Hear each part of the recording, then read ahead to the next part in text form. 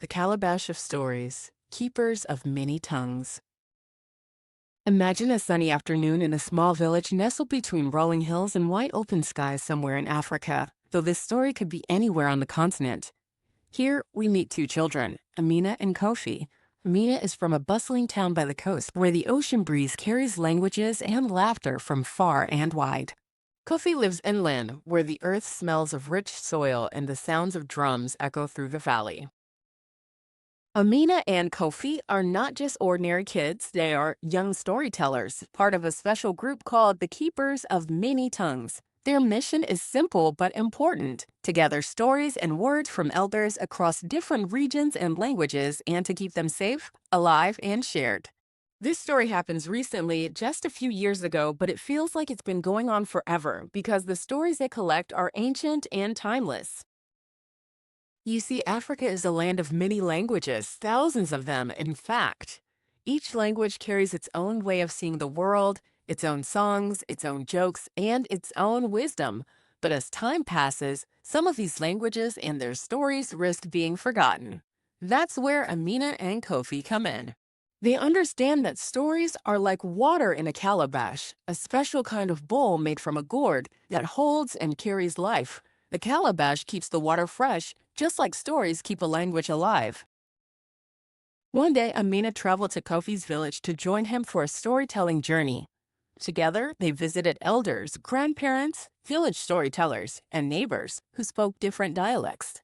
From one elder, they learned a word that meant hope in a language spoken only by a few hundred people. From another, they heard a song that told the story of the first rains.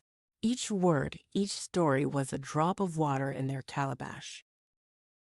What made this journey special was not just the stories themselves, but what Amina and Kofi did with them.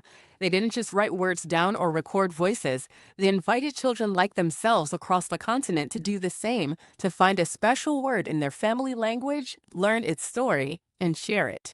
Imagine a child in Kenya learning the word nyama for meat and why it's important in their family meals. Or a child in Senegal learning the word ndogu for a type of dance and how it brings the community together.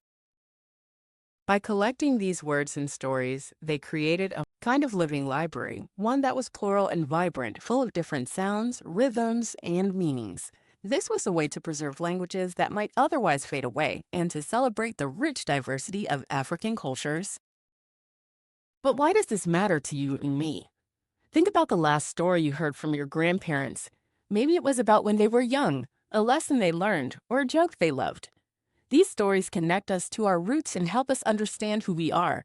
When children collect stories from their elders, they are not only learning words, they are learning respect, history, and belonging. And here's an idea you can try. Ask someone in your family, an elder, a parent, or even a friend, to share a word from your family's language or heritage. Ask them what that word means and why it matters. Maybe it's a word for friend, home, or love. Then tell that story to someone else. In this way, you become a keeper of stories too, just like Amina and Kofi. So the next time you hear a story or a word that feels special, remember the calabash, how it holds and carries life. And remember that by sharing stories, you are helping to keep many tongues alive, making the world richer and more connected one word at a time. That's the magic of the Calabash of Stories, the place where languages live, breathe, and grow, carried by the hearts of children across the land.